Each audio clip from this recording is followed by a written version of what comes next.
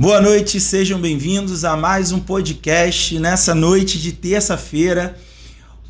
Toda terça, 8 da noite, a gente está sempre aqui compartilhando conteúdos de diferentes objetivos. Estamos dando início agora no ano de 2025 a uma nova jornada aqui no podcast do Geração do Futuro, sempre com temas relacionados a todas as variedades que são necessárias para a gente poder ter uma qualidade de vida melhor. Então essa noite a gente vai trazer um assunto que está super em alta. Muitas pessoas, eu creio que depois desse podcast vão ter bastante esclarecimento e com isso você vai ter inclusive uma melhor qualidade de vida, né? Porque essa noite a gente vai falar um pouquinho sobre saúde ocupacional. De todas as formas, o nosso convidado essa noite aqui, que gentilmente aceitou esse convite, e a gente vai estar juntos aqui nessa próxima hora, vamos dizer assim, trazendo conteúdo de bastante qualidade para a sua vida. Mas antes da gente começar, roda a vinheta do Geração do Futuro aí.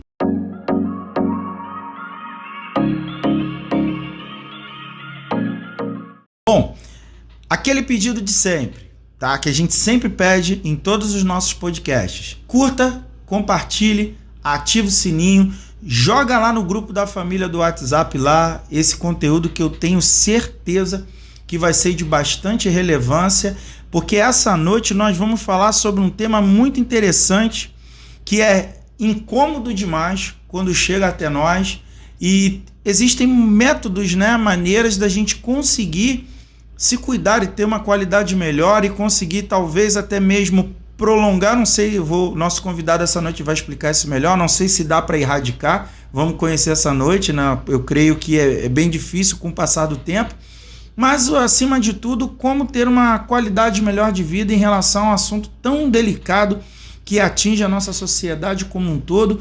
Essa noite nós vamos falar sobre lesão por esforço repetitivo, a famosa LER, quanto que ela incomoda a nossa vida, o quanto que através do dia a dia de trabalho, né, a gente acaba desenvolvendo esse problema no nosso cotidiano, e isso pode gerar desconforto, mau humor, problemas, né, de diferentes áreas. E essa noite a gente trouxe um especialista, um profissional da área, que vai estar não somente compartilhando e dando orientações sobre o que é, mas acima de tudo também o tratamento preventivo. Então eu gostaria de convidar aqui à mesa o Dr. Guilherme. Seja bem-vindo, Guilherme. Obrigado. Uma boa noite. Boa noite. Obrigado pela gentileza. Muitas pessoas não sabem, né, Guilherme, que a gente está gravando pela segunda vez, né? Sim. A gente teve um problema técnico na primeira vez e estamos aqui mais uma vez. O Guilherme gentilmente concordou de estar participando aqui, e essa noite nós vamos falar sobre lesão por esforço repetitivo.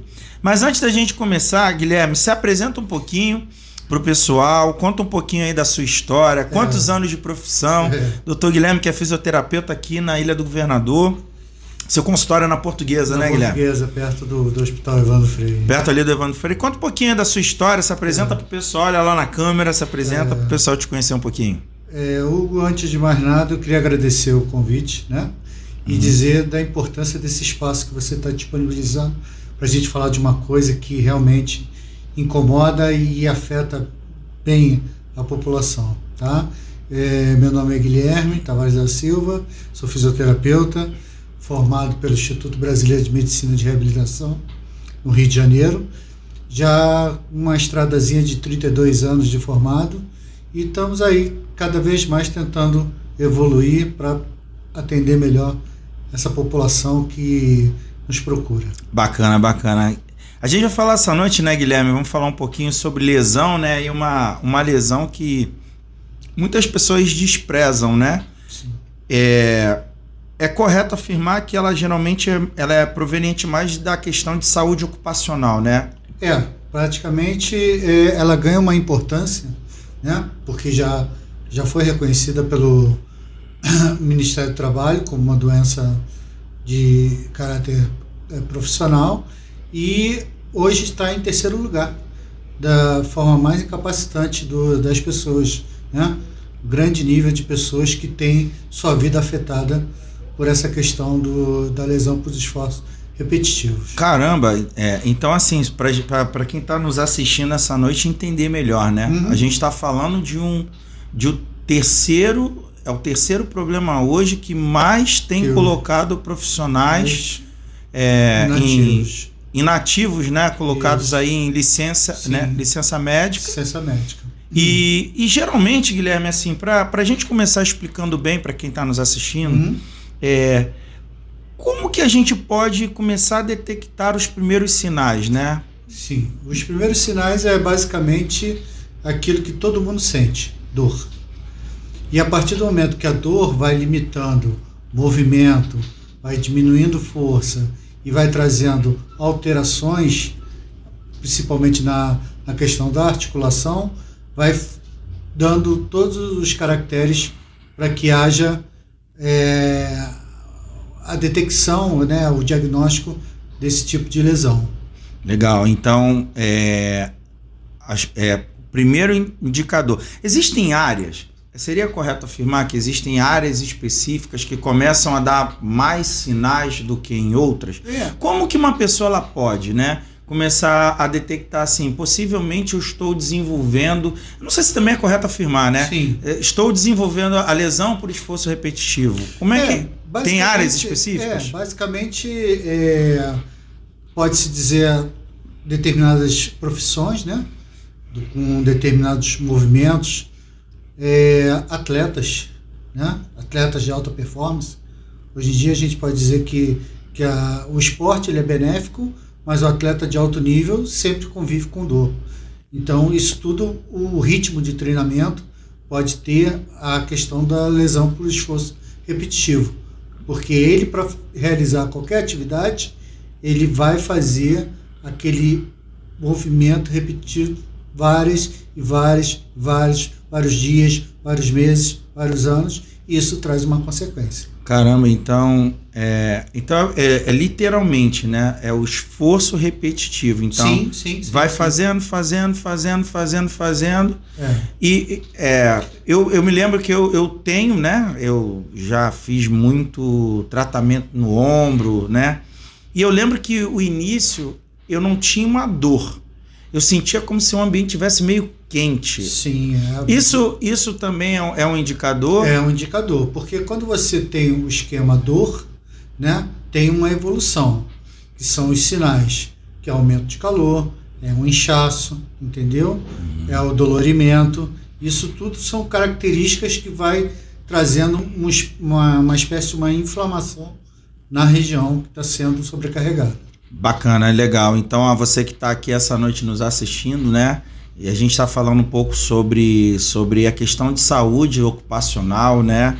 Lesão por esforço repetitivo, um problema que tem realmente assim atingido. É engraçado, desde que a gente combinou, né, de fazer esse podcast, e eu tenho comentado até com pessoas próximas a mim, eu nunca tinha noção da proporção de pessoas que sofrem disso. Sim. Né? E não tratam, né? Não tratam. E aí vem a minha pergunta, Guilherme.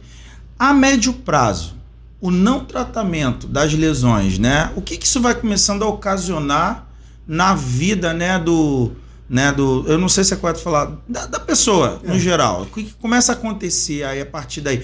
Eu detectei, tem a dor, sempre que eu faço o mesmo movimento, começa a dor. Aí eu não trato. Por exemplo, você sabe como é que é mais homem, né? Homem gosta de... Eu entendi. O que pode acontecer é o que a gente chama de cronificar a questão da lesão, né? Que se torna um prognóstico mais difícil da gente poder ter a cura, né? Equalizar o problema, né? Então, o que acontece? O não dar a atenção não tem como, porque a dor é um fator bastante limitante. Tem pessoas até que abusam um pouco do uso da medicação, e isso vai mascarando o quadro, mas as consequências vão acontecendo paulatinamente, né? Ainda mais quando tem pessoas que utilizam movimentos antálgicos, posturas antálgicas, quer dizer, de defesa do próprio organismo. Isso tudo vai alterando o corpo como um todo. Como é que é o nome? É postura antálgica. É o que é defesa? Defesa.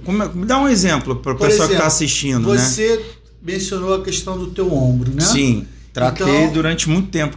Então você não deu atenção no teu ombro, não deu ênfase, não quis tratar, dói, eu tomo um remedinho e está tudo certo. O que acontece? Eu começo a sobrecarregar a questão da minha coluna cervical, porque você, a partir do momento que tem a fraqueza da musculatura do ombro, você pode começar a compensar, tentando carregar as coisas, trazendo a contratura nessa musculatura, que é uma musculatura muito forte, mas que sobrecarregada também traz muitas consequências. Então é basicamente aquela pessoa que começa a ficar mais esguia, vai se curvando. Se curvar um pouquinho. Que é a dor, para tentar aliviar a dor que está sendo gerada e às vezes ela não... Para não sentir a dor quando vai executar qualquer tipo de movimento. Entendi. Isso é muito comum acontecer com o trabalhador, né? Sim. É muito comum de acontecer, porque a alteração da parte financeira, as empresas sentem muito isso, porque você tem uma população economicamente ativa sendo afastada de suas funções exatamente por esses tipos de acometimentos. Sim, perfeito. Vamos assim, a gente, até para quem está nos assistindo, ter a oportunidade também de anotar. A partir desse momento, você deve estar vendo aí na tela, né, vai aparecer o QR Code do Guilherme. Se durante o nosso podcast essa noite aqui, muitas das coisas que o Guilherme falar, né, a gente aqui no nosso bate-papo, você perceber, até identificar, né, caramba, eu estou passando por isso. Ponta a câmera do seu celular aí na tela, vai entrar em contato diretamente no WhatsApp de contato do Dr. Guilherme, e eu tenho certeza que ele vai te dar uma atenção especial, né? E até uma condição especial para quem estiver assistindo aí o podcast, né, Guilherme? Podemos falar assim? Aí. Vai conversando, né? Depois a gente vê. Vai conversando, isso. Então você que está aí, aponta aí o QR Code, o Guilherme vai estar aí pronto para te atender e tirar suas dúvidas direitinho, tá? Mas vamos falar um pouquinho então sobre causa e os diagnósticos, né? Então... quais seriam, então, os principais fatores que começam a surgir as lesões, né? Digamos, que começa a despertar? É só a repetição ou existem algumas outras práticas que acontecem que prejudicam? Pode ter o mobiliário, né? Cadeira, mesas inadequadas, né? Pode ter o excesso da execução sem o período de descanso, pode ter o início de uma questão de forçar a articulação, que vai ter uma ação direta enfraquecendo a musculatura e cada vez mais que vai acometendo, vai enfraquecendo cada vez mais. Então isso tudo são fatores que vão agravando até chegar uma hora que aí vem o problema sério. Entendi. Que na maior parte das vezes acaba em cirurgia. Bacana. Agora você falou uma coisa muito interessante sobre pausa, né? Você falou que o profissional vai trabalhando, né? E ele não pratica a pausa. E aí me remete aqui o pensamento, né? Quem trabalha em home office, que obviamente não tem ali supervisão, a pessoa está em casa trabalhando. Sim. Qual que seria a sua recomendação para essas pessoas que trabalham em casa em relação à questão de pausa laboral, né? Para evitar esse tipo de problema? Existe um cronograma de tempo mais apropriado? Como é que funciona? O ideal seria a pessoa manter uma questão de 1h30, 2 horas e dar uma parada de 1 hora, sempre podendo descansar a musculatura, levantar, reativar a circulação, ou mesmo sentado fazer alguma movimentação com os membros. E essa pausa tem um tempo assim, tipo, mínimo ideal? Uns 40 minutos a 1 hora. Você pode dar uma alongada, né? Então, você pode não, dar só uma espreguiçada. para quem tá assistindo, por exemplo, eu trabalhei 1 hora, aí eu dou uma pausa de quanto tempo mais ou menos para dar essa espreguiçada? Tem um tempo assim, seria... 40 minutos. A pessoa parar 40 minutos? Isso. Caramba, é desafiador, né? Porque desafiador.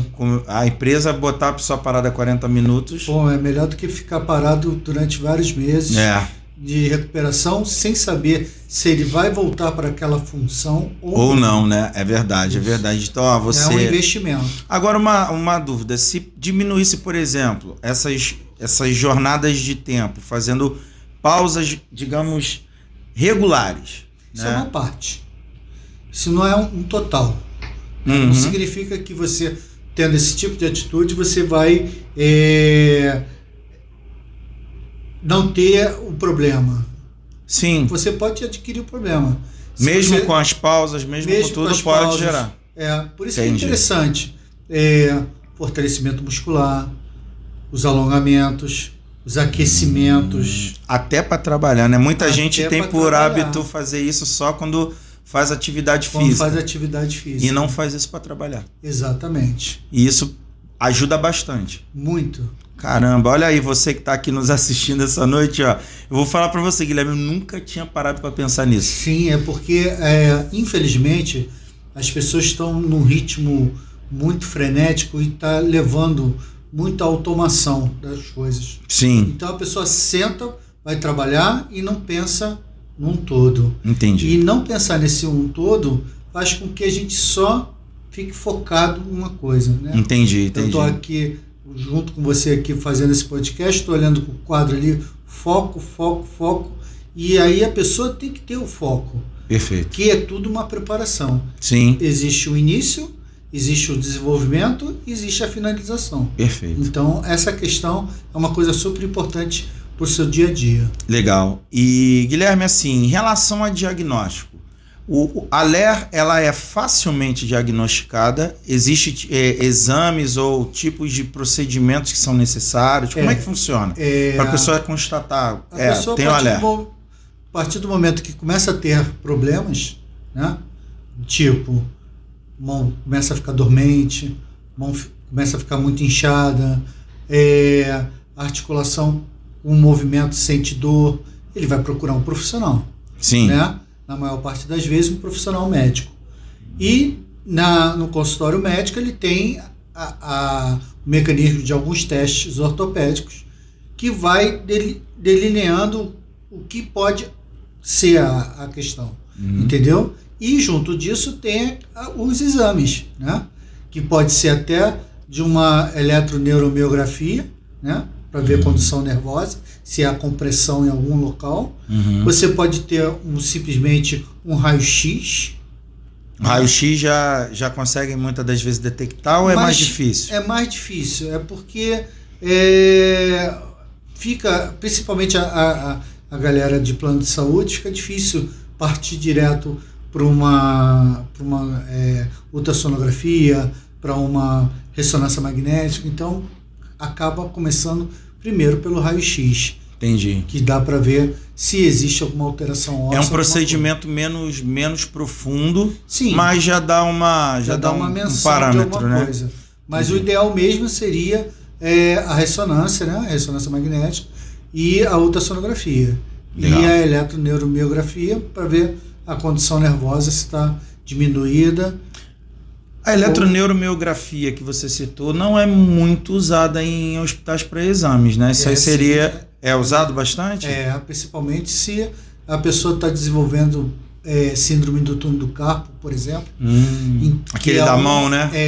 Que é aqui da parte do meio, né? Sim. E com isso, com esse exame, dá para se detectar de uma forma fidedigna a alteração do mecanismo do estímulo nervoso, né? Pô, legal, bacana. Você que está essa noite aqui nos assistindo, né? Não esquece, né, de se está fazendo sentido para você, curtir, se inscrever no canal, compartilhar, deixa comentários aqui no vídeo, né, que eu vou estar passando pro Dr. Guilherme, ele vai estar respondendo aí, né, dando um feedback direitinho e mais uma vez reforço, dá uma olhada aí no QR Code, se você precisar de alguma ajuda, entre em contato com o Guilherme, que com certeza ele vai estar te esclarecendo e te ajudando, tá?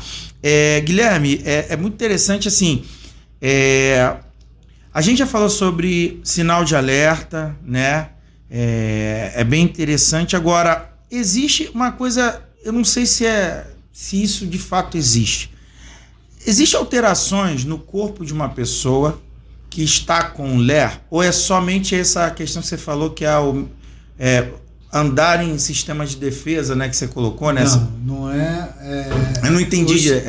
Os sinais que aparecem são as alterações referentes à inflamação. Certo. São os sinais que é dor, calor e rubor, né? Olha, são presta atenção nisso aí, galera. Da inflamação. Dor, calor e mudança de coloração ali naquela região. Mas a maior parte das vezes é mais um inchaço e a presença de dor e a limitação do que a gente chama do movimento, do arco de movimento.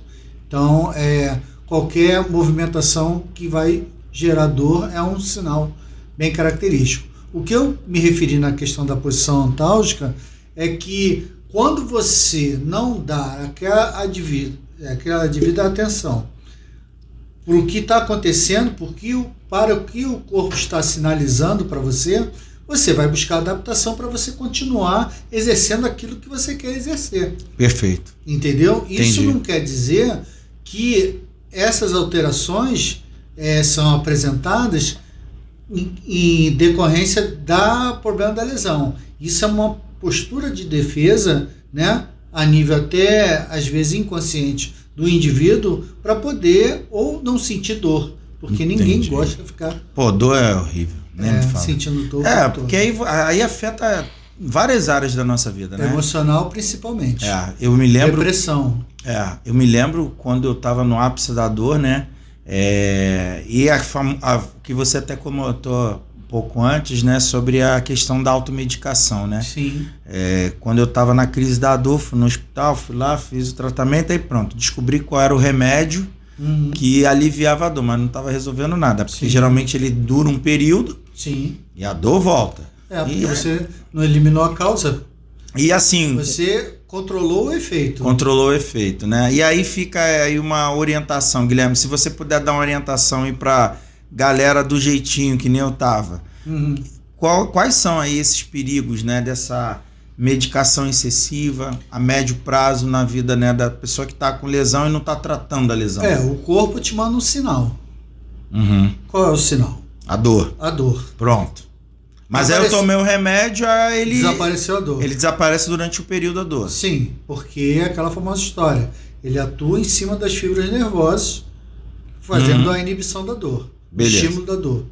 Ele inibe o estímulo, porque a inflamação continua, tá tudo lá. Tá tudo lá. O cérebro é que não tá interpretando aquela dor durante um espaço de tempo. Então, na realidade, o remédio... Gente, atenção a isso que é muito importante. Então, é correto afirmar que então o remédio ele não trata a dor, ele neutraliza durante um determinado momento a sensação da dor. Seria basicamente isso ou não? Tá errado afirmar assim? Ou o remédio ele trata também a dor? Ele trata também a dor, porque a partir do momento que você sai da crise, né? Não, o que eu digo é porque assim... Você tem dor, tem crise. Né? Isso, mas vamos... A maior parte das pessoas partem para quê? Para imobilização. Sim, certo? Perfeito. A partir do momento que foi para imobilização e não fez mais nada, não vai adiantar nada, vai continuar doendo. Sim. Então, o uso da medicação é um dos pilares para o tratamento, para te tirar da crise. Perfeito. E, posteriormente, você tem que buscar outras coisas. Entendi. Como os alongamentos, a tração, a manipulação, fortalecimento muscular. Tá. Isso tudo vai fazer um conjunto de coisas que vai melhorar a tua qualidade de vida. Perfeito, maravilha. Então, na realidade, a medicação ela colabora com o processo. Te tirar da crise. Então era justamente, eu estou te perguntando porque é curiosidade mesmo. Sim. Eu creio que quem está assistindo também vai ter essa curiosidade. Então a medicação, a pessoa que pensa, vou tomar só o remédio que de tanto tomar esse remédio, uma hora essa dor vai parar. Resumindo, ela não vai parar. Até porque esse tipo de medicação traz muitas consequências posteriormente. E aí cita aí pra gente algumas delas. Quem fica usando recorrentemente... Você pode desenvolver uma úlcera, né, de estômago. Você pode ter uma ação direta a nível renal. Você pode mascarar a dor, né? E cronificar mais o seu problema.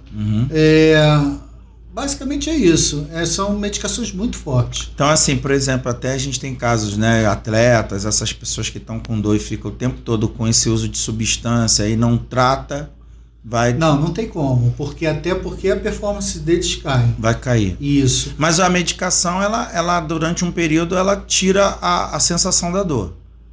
Correto? A partir do momento que você toma a medicação, ela tira... A sensação da dor. Mas ele ainda continua com o problema. Continua com o problema. Então, assim, resumindo, além de gerar esse problema que você falou, né? Gástrico, renal, possivelmente, né? Porque eu tô te falando porque tem pessoas que muitas das vezes não escolhem o caminho do tratamento. Escolhe sempre ficar no paliativo. Exatamente. Paliativo e vai. E outra coisa, o organismo, ele é um ser inteligente. Sim. Ele se acostuma com aquilo. E a partir do momento que ele começa a se acostumar, o efeito... Já não surte mais o mesmo efeito. O mesmo efeito. Então aí você tem que pegar alguma coisa mais forte para poder conter. Exatamente. Nossa. A partir do momento que você começa a aumentar a dosagem, isso vai fazendo com que você... Resumindo, é correto afirmar que dependendo do caso, se a pessoa não prestar atenção e ficar levando de qualquer jeito a situação, ela pode desenvolver até uma dependência química para poder... Resumir, não é correto, em hipótese alguma, você que está nos assistindo, ficar no paliativo o tempo inteiro. Sim, dependência química, isso é muito forte. Não estou falando dependência química no sentido de que... É no sentido do seguinte, como não está tratando, não está fazendo o acompanhamento... É uma espécie de uma fuga, né? Vai ficar o tempo todo na fuga. E aí é esse o sentido da dependência, porque se eu não trato, a dor vai voltar, aí eu fico usando sempre a medicação para poder parar a minha dor. E resumindo, não estou resolvendo. E daqui a pouco vai ter um problema gástrico, possivelmente um problema renal e outras consequências. Então você que está aqui nos... Cardíaco também? Caramba, olha. Tem medicações que tem uma ação em cima da parte cardíaca, né? E fora quando a gente pega aquela famosa bula, né? Se a gente lê um pouquinho aquilo ali, a gente fica bem assustado, desesperado, né? Desesperado. Então, você que está aqui nos assistindo, tá com problema de lesão por esforço repetitivo, mudança de cor da pele, calor na região, calor, né? Que vai aumentando esse calor, dor. Essa mudança de cor na pele é só um dos sinais de inflamação. Sim. Que é o aparecimento da vermelhidão. A vermelhidão, isso. Sim, mas perfeito. Nesses casos, não sei se chega a esse... Não, a gente porque como a gente está no tema sobre lesão por esforço repetitivo... Sim, mas eu falei sobre inflamação. Perfeito. Você que está nos assistindo, né? Importante até a própria preocupação do Dr. Guilherme em explicar. Lógico que o sinal de vermelhidão não é a causa para LER. É uma inflamação, que possivelmente também pode ser a LER. Como o nosso tema hoje a gente está falando sobre lesão, né, por esforço repetitivo, a gente está dando aqui os indicadores, né, que podem estar te mostrando aí que você está tendo esse problema e precisa realmente buscar um acompanhamento, né, para uma melhoria, né? Então, mas nem sempre a vermelhidão é sinal da lesão por esforço repetitivo. Basicamente é dor e fraqueza muscular, diminuição dos movimentos, né? Dormência. Maravilha. Dormência também pode ser um sinal. É um mais avançado. Entendi. Aí tem áreas mais específicas que começa a aparecer essa dormência? Seria mais nas regiões extremas? Mais na questão das articulações mesmo. Articulação, né? Bacana, legal. Guilherme, vamos lá. Tratamento. Existem tratamentos que são mais eficazes, menos eficazes, né? Como que a pessoa que tá fazendo esse acompanhamento, né? Como que ela pode ter aí uma percepção clara se o procedimento que ela está usando está sendo mais apropriado, menos? Como é que é? Dá uma orientação aí pro pessoal. Bom, eu costumo dizer que o tratamento mais efetivo para qualquer inflamação, as ites da vida, tendinite, bursite, é caráter de prevenção. Prevenção é o principal, né? Então, profissionalmente falando, a questão do mobiliário, a questão do tempo, a questão do descanso, a questão do preparo, a questão das atividades extras à profissão, à atividade profissional, que é o fortalecimento muscular, os alongamentos, né? Mas, junto disso, também tem a questão do tratamento clínico, certo, que é o inicial, que é o uso de medicação, que é o uso de fisioterapia, né? Alguns partem para imobilização, outros partem para manipulação, entendeu? Então, esse tratamento clínico é o início para se fazer. Mas, como tudo pode se cronificar e não está dando mais resultado o tratamento clínico, né? E parte-se para o tratamento cirúrgico, que é a última fase, quando nada resolveu. Nada resolveu. Aí tem que ir para cirurgia. Exatamente. Para quem não sabe, né, o Guilherme, na área do teu consultório, na fisioterapia, mas também você consegue trabalhar com a quiropraxia, sim, né? E trabalha com a acupuntura também ou não? Não, eu utilizo uma técnica chamada dry needling, né, que é com uso de agulhas. Eu faço a parte da quiropraxia, eu faço a parte do RPG, Reeducação Postural Global. Utilizo manipulações, da manipulação das articulações e a fisioterapia propriamente dita. Legal. E a quiropraxia, ela ajuda também?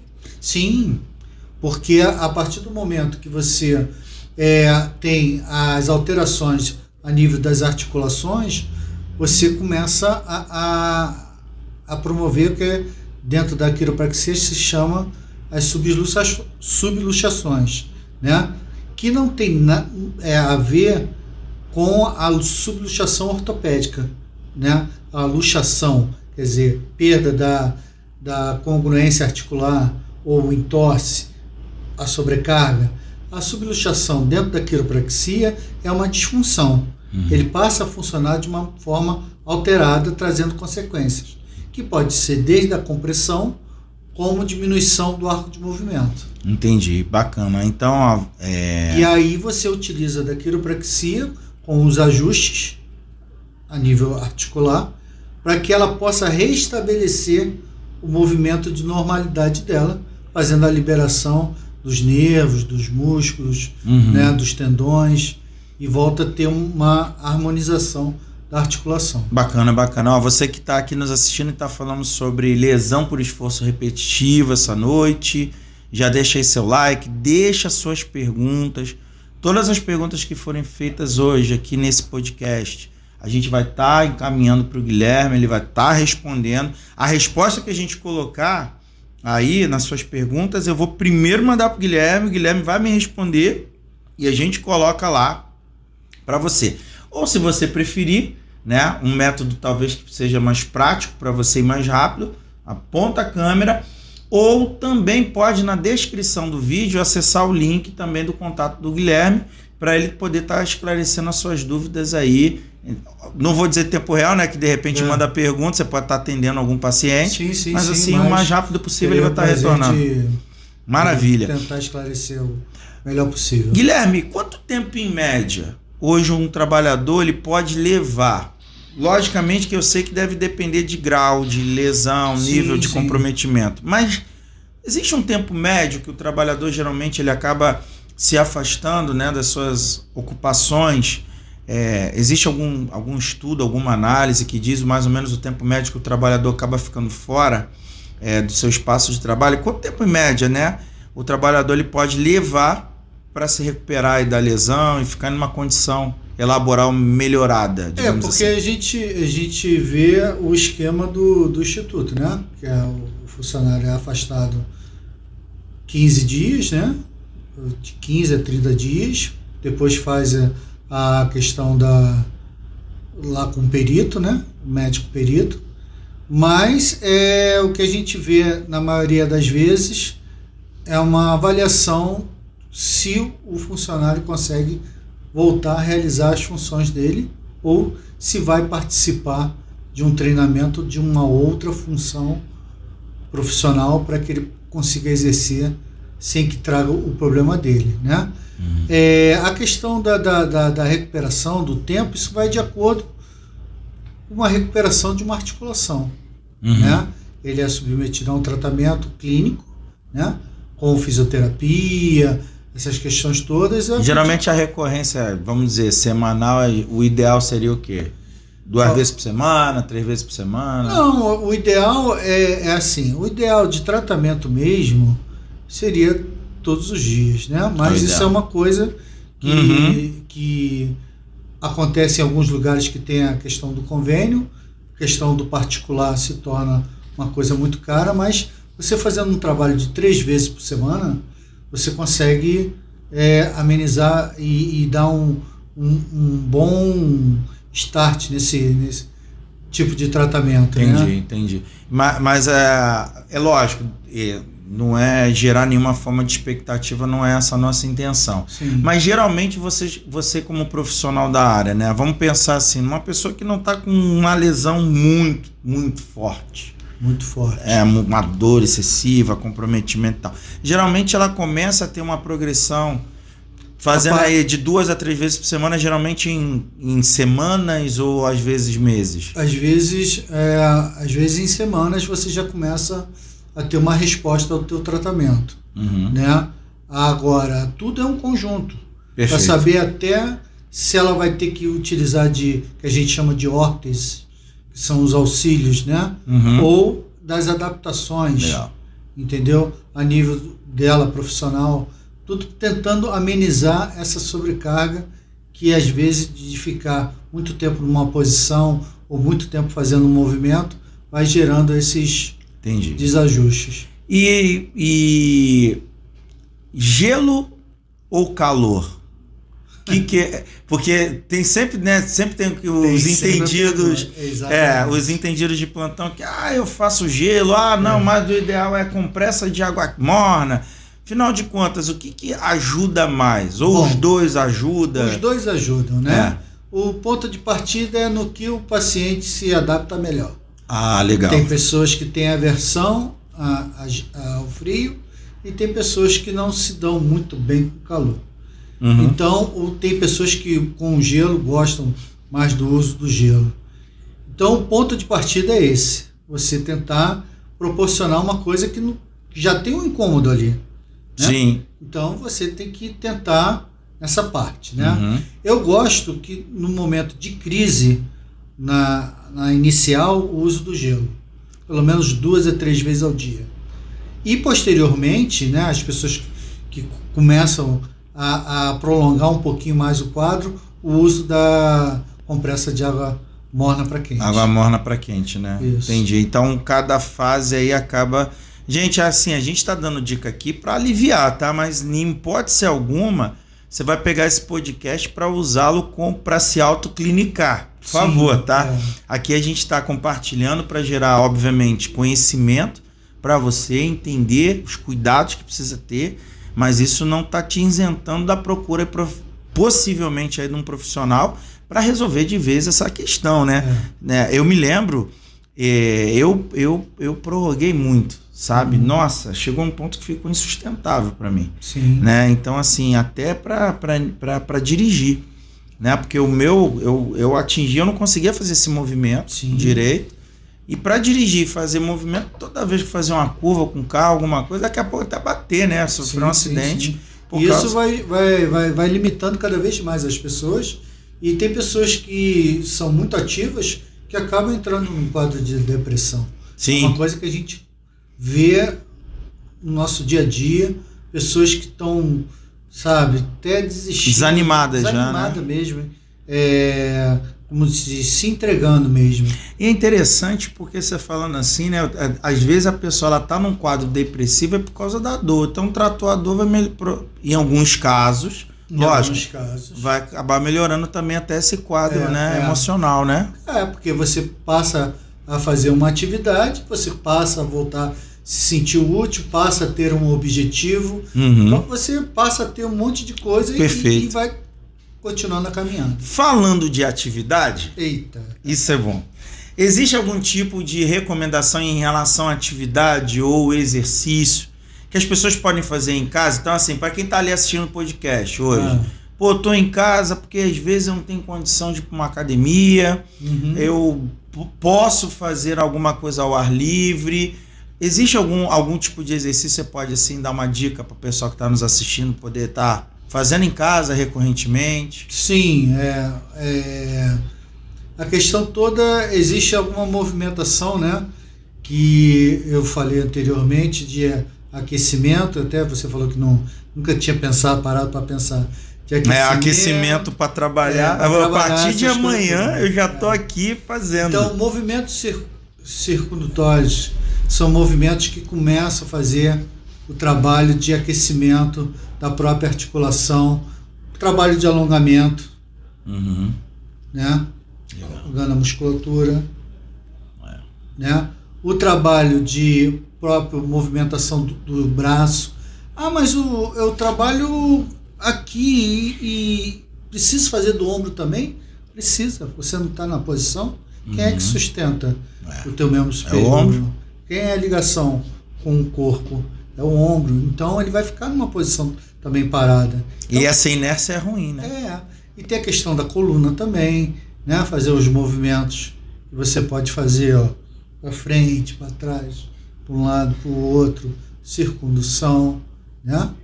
E na parte de fortalecimento, você pode, se não tiver acesso a um peso, a um halter, você pode estar utilizando uns saquinhos de arroz, um saquinho de feijão, fazendo movimento sempre com um membro apoiado de fortalecimento. Usando o próprio material que tem em casa, né? O próprio material, fazer a movimentação para que a musculatura possa sempre estar bem íntegra para poder suportar um trabalho. Você querendo ou não, você está submetendo a um trabalho a nível muscular. Você falou isso, e aí já me leva uma pergunta, né? Galera aí que faz compra em mercado. Sim. O ideal seria também fazer o aquecimento antes de carregar a compra, fazer um monte de coisa, né? E a gente não presta atenção. E a questão da compra é que a gente vê, né? Não precisa fazer muito esforço para ver isso, né? Basta ficar um pouquinho parado que a gente vê as pessoas passando com as suas sacolas. Coloca a sacola pressionando a articulação. Nossa, então apoiando, né? Fazendo de cabide, né? Exatamente. Nossa, olha aí, a compressão faz com que gere um trauma, né? E esse trauma pode levar também a uma inflamação. E aí é um start para...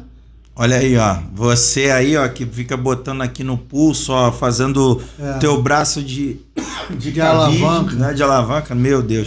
E aí, assim... E é algo recorrente, né? Sim, é uma coisa. Você falou, e agora então eu vou ficar observando isso muito em mercado, né? As pessoas fazem muito isso, né? Sim, porque muita bolsa para carregar, vai botando, bolsa, né? Na condução e tudo, né? Caramba. Isso vai trazendo as consequências. Nossa, então, preste atenção aqui, para você que está nos assistindo, aquecimento antes de trabalhar, aquecimento antes de carregar.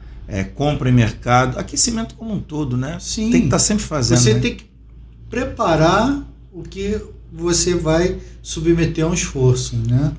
Perfeito. Existe algum tipo de treinamento, Guilherme, que você dá também? Você pode dar em empresa, se algum empresário de repente está te assistindo, você... Sim, é a parte da ergonomia, né? Da ergonomia, né? Isso, você consegue também... Consigo também levar...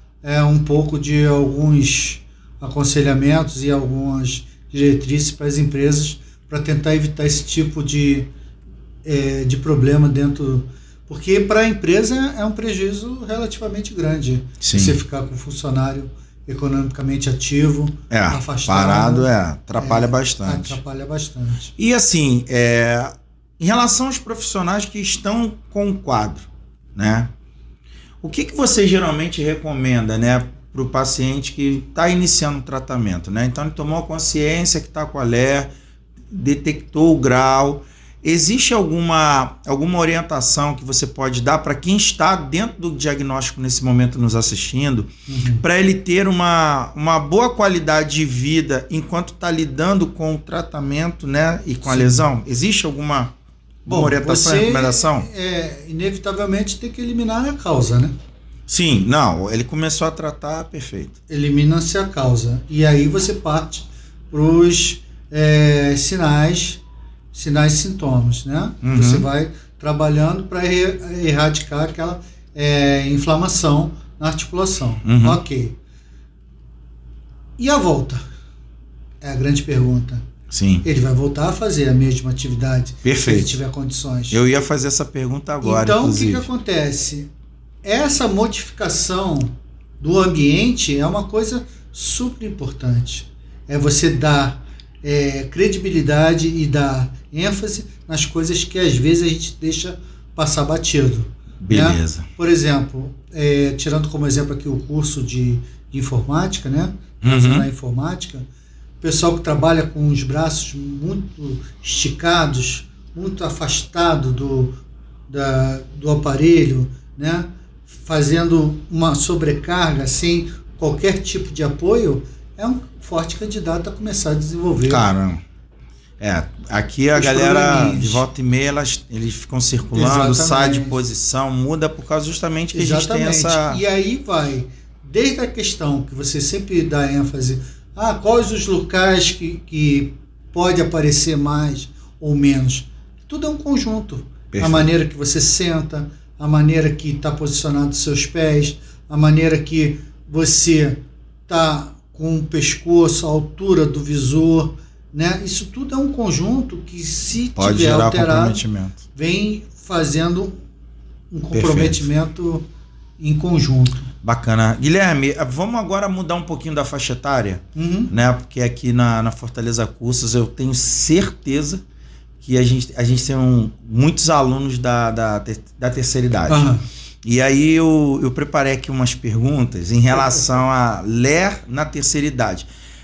É correto afirmar que ocorre mais a ler com esse público de faixa etária ou não? Não tem... O direcionamento maior é para a pessoa economicamente ativa, apesar que... Beleza. Você também, a gente vê nas empresas, né? As pessoas com a idade um pouquinho mais avançada também no mercado de trabalho. Sim. Então a gente também pode dar uma atenção a essa população. Tá? Mas o que basicamente acontece são as alterações. Porque com o passar do tempo você diminui massa muscular, diminui força, diminui resistência, diminui amplitude. Isso tudo vai gerando uma alteração a nível da articulação. Se você está fazendo uma atividade por muito tempo, né, o próprio nome diz, esforços repetitivos, né, está costurando muito, está escrevendo muito, está fazendo atividades por muito tempo sem respeitar aquelas pequenas regras que pode amenizar um pouquinho o problema, você também vai desenvolver. Caramba. Então eu não consigo dizer para você, até uma falha minha, de se está mais direcionado para uma população, menos para outra, né? Entendi. A gente consegue enxergar mais numa população economicamente ativa, mas isso na linha de pensamento não isenta a outra população. E aí leva a pergunta, né? Porque geralmente, né, o público da terceira idade, geralmente, né? Porque a gente sabe que hoje... Até porque eles trazem uma herança da juventude deles. Sim, que pode refletir Guilherme, a média... Você está sendo preconceituoso? Não. A pessoa que trabalhou a vida toda com sapato de salto alto, quando chegar lá na frente, a gente vê todas as características, né, do formato. O corpo reflete, né? Reflete aquilo que ele fez a vida inteira, né? Ele traz uma herança. Perfeito. Né? Agora, assim, ó, ampliando um pouquinho o leque da pergunta, né? Para o público da terceira idade, né? A gente sabe que, principalmente por eles, muitos deles, a maioria, né, já não está mais numa condição economicamente ativa. Sim. Eles vão buscar, obviamente, lazeres e terapias. Sim. Né? E aí, dentro desses lazeres e terapias, a gente tem exemplos como tricô, jardinagem, pintura e até o uso de smartphone, porque o público da terceira idade usa e usa bastante. Muito. Pergunta: isso pode ocasionar, essas atividades que eles curtem bastante de fazer, pode ocasionar a médio prazo também o desenvolvimento de LER? Se for de uma tricô, forma, por exemplo. Se for de uma forma desregrada, sim.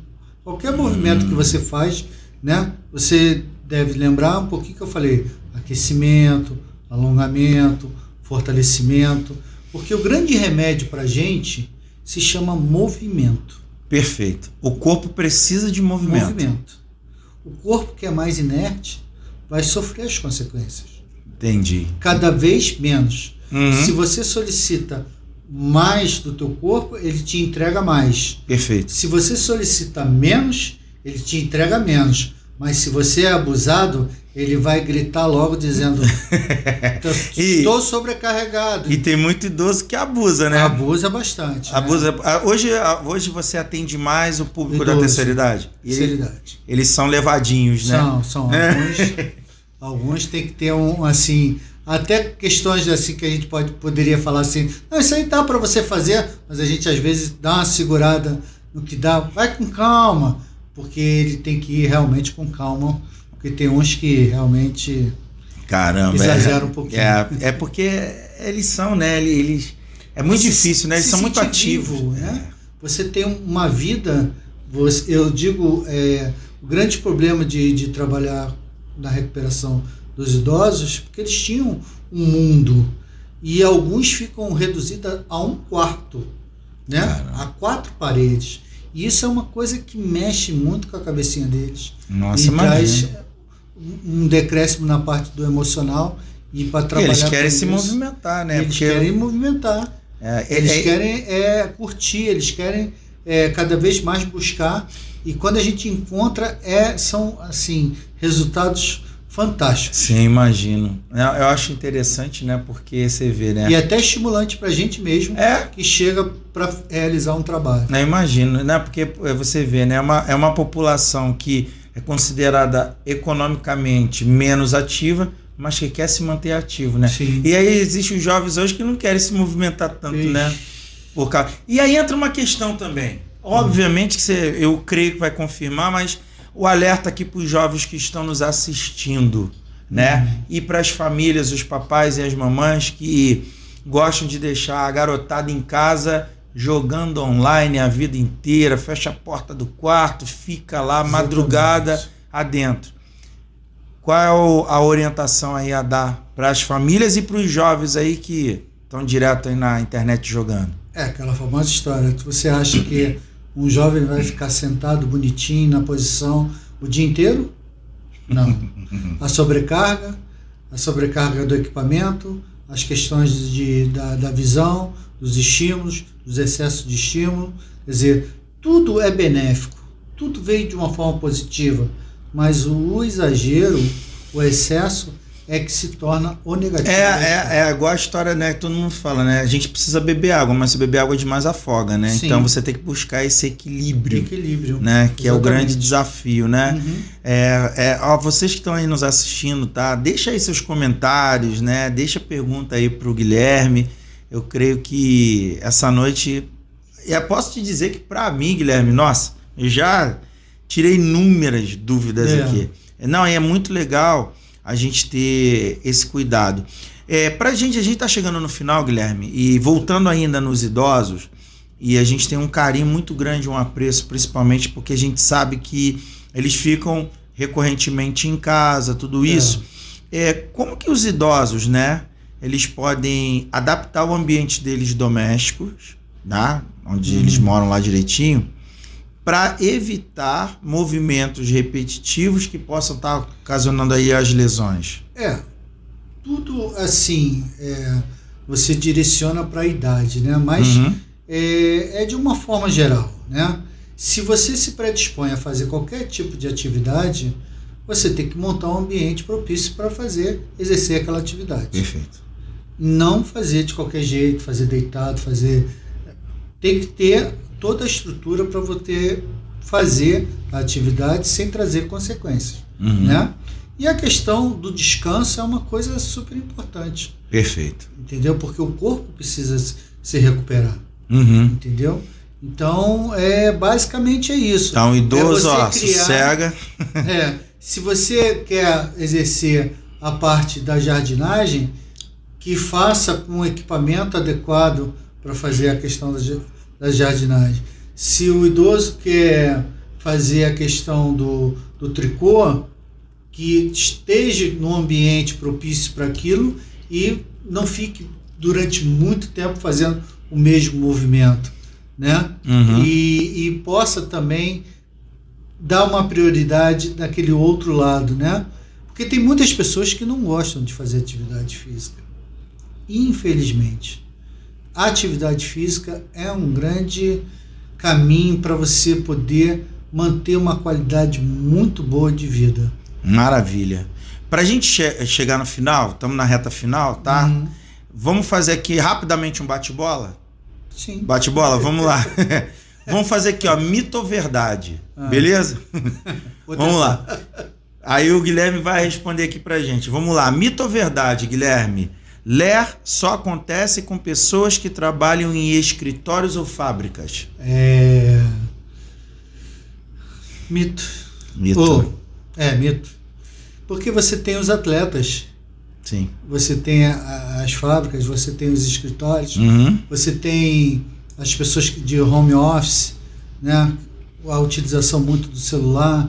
Então você não pode restringir a escritório. Sim. Você tem N atividades. N atividades que podem desenvolver, né? Pode desenvolver. Viu? Mito, hein?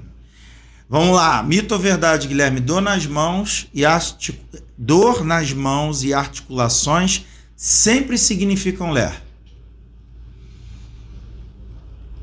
A LER pode se desencadear essas questões. Dor nas mãos, dor nas articulações é sinal de inflamação. É sinal de inflamação, mas não significa necessariamente que pode ser LER. Não, porque você pode bater em algum local, você pode ter algum tipo de movimento que extrapolou a tua condição, entendeu? Você pode dormir de mau jeito.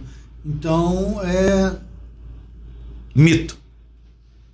Pode ser isso. Mito ou verdade? O uso de talas e suportes resolvem o problema da LER? Mito. Se eu falo que o movimento é um remédio muito importante, a partir do momento que você imobiliza, né, você acaba deixando ali quietinho, mas depois quando sair aquilo tudo, vai voltar tudo. Bacana, legal. Obrigado, Guilherme. A gente está chegando aqui no final e antes da gente encerrar, eu queria que você deixasse aí um aconselhamento, né? Para quem está aqui nos assistindo, que chegou até o final. Dá aí um aconselhamento para a galera, se despede do pessoal. Né? Mais uma vez, Guilherme, eu quero primeiramente, né, agradecer em nome de toda a equipe aqui do nosso podcast, da Fortaleza Cursos, aí a sua disponibilidade de estar aqui conosco. E o espaço é teu, Guilherme. Deixa aí o recado para a galera aí no final. Eu primeiro queria te agradecer, Hugo, pela oportunidade de estar falando aqui para o teu público, né? E podendo contribuir da melhor forma possível, dizendo que você também está dando uma contribuição enorme que você nem imagina dessas questões. E dizer também que o excesso nunca foi a forma correta de se viver. Tudo em excesso traz consequências. E essas consequências, depois, para a gente correr atrás, a gente fica bem atrás mesmo. Perfeito. Maravilha. Entendeu? Então, vamos viver da melhor forma possível, procurando sempre qualidade de vida. Equilíbrio, né? Equilíbrio. Maravilha. Guilherme, muito obrigado.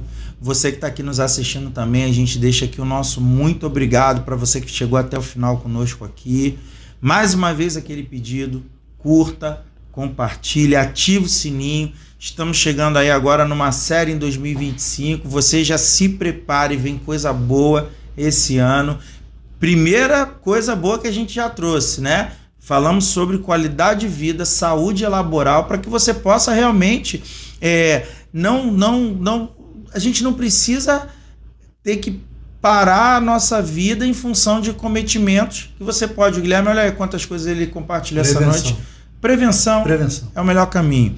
E você que esteve aqui conosco até o final, quero te agradecer. Guilherme, a gente sempre faz no final do nosso podcast, o nosso momento de oração, né?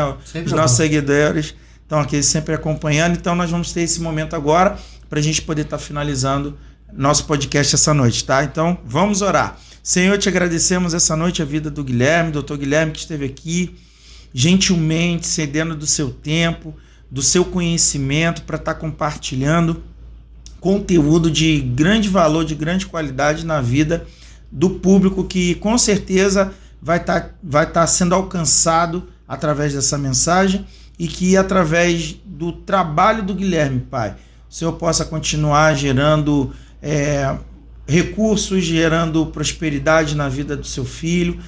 Cuida da sua família, cuide dos seus negócios, cuide de toda a sua estrutura profissional, emocional e social. Senhor, muito obrigado por essa oportunidade de estarmos aqui transmitindo essa mensagem para todo o público que nos assiste, e a gente sabe que o alcance vai ser grandioso e vai ajudar muitas pessoas a melhorarem a sua qualidade de vida, seja na prevenção, seja no tratamento, mas acima de tudo na resolução de um problema que tenha gerado tantas complicações para a nossa sociedade. Nós te agradecemos, Senhor, por essa noite, por tudo. Em nome de Jesus, nós agradecemos. Amém.